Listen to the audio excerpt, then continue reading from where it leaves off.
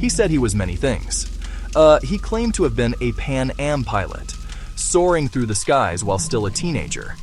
He said he was a supervising doctor in a Georgia hospital, holding life and death in his hands before he was old enough to vote. He claimed to have been a lawyer for the Louisiana Attorney General's office, all before he reached the age of 21. These were the stories he told, the stories the world embraced for decades. But then a reporter began to look closer.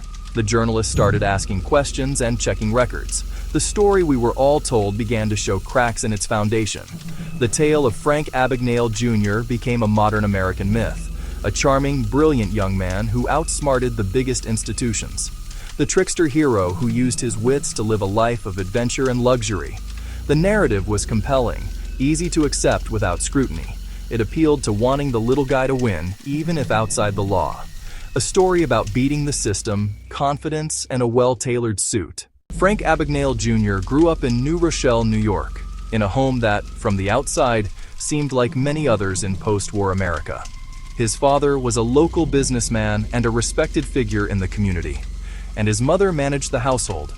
For a time, his early life was stable and unremarkable. However, this period of domestic peace did not last.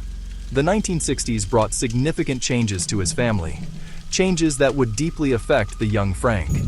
His parents' marriage began to falter, leading to arguments, separation, eventual divorce. The secure world he had known was collapsing around him, leaving him feeling adrift and uncertain. This familial disruption became a pivotal moment in his life. Faced with the turmoil at home, Frank found himself as a young man with few clear options and a growing desire for a different reality. He craved the stability, respect, and financial security that seemed to be slipping away. His first and most famous impersonation was that of a Pan-American World Airways pilot. Pan Am, a symbol of American prestige, a carrier with global reach. Pilots were elite professionals, figures of authority and glamour. They traveled the world. Frank understood the image's power. He bought a pilot's uniform from a tailor. He learned to walk like a seasoned aviator. He studied airline terminology and procedures, not to fly, but to navigate airports and crews. The uniform became his passport. He could walk into airports and command deference. At counters, he spoke with authority, using jargon to his advantage. He exploited deadheading. Pilots could ride free in other airlines' jump seats. People assumed he belonged. The crisp navy suit, the hat, the wings pinned to his chest. After his travels as a pilot, Frank Abagnale sought a place to lie low. He chose his next role with the same strategic insight. He became a doctor. He moved to Atlanta using a forged diploma, a new name, and secured a position as a pediatric resident supervisor at a local hospital. Hospitals are environments built on a foundation of immense trust. We place our health and our very lives in the hands of medical professionals. The symbol of this trust is the doctor's white coat. Knowledge healing authority. Frank simply put on the coat. Once again, the performance was everything. He walked the hospital corridors with quiet confidence. He carried a clipboard and made notes. He interacted with nurses and other staff. He carefully delegated tasks. For several years, Frank Abagnale lived a life on the run, constantly moving, changing identities to stay one step ahead of the law. His crimes were not violent, but they were extensive. He passed fraudulent checks in dozens of states, multiple countries, leaving a trail of financial deception in his wake. He was a phantom known by many names, but truly known by none. He made mistakes along the way, of course. He was arrested in the United States on at least one occasion, but according to his legend, he managed a daring escape, further building his reputation as an untouchable trickster. In 1969, while he was living in Montpellier, France, his luck finally ran out. French police moved in and arrested him. For decades, the story stood largely unchallenged. Then, something significant happened. An investigative journalist and author named Alan C. Logan decided to look more closely at the claims Frank Abagnale had been making for years. Logan wasn't denying Abagnale was a con artist or forger. Instead, Logan wanted to verify the grander cinematic details, the very details that made the legend captivating. He dug into archives, combed newspapers, examined court documents from the 1960s. What he found was a startling discrepancy between the legend and the records. The story began to unravel under scrutiny.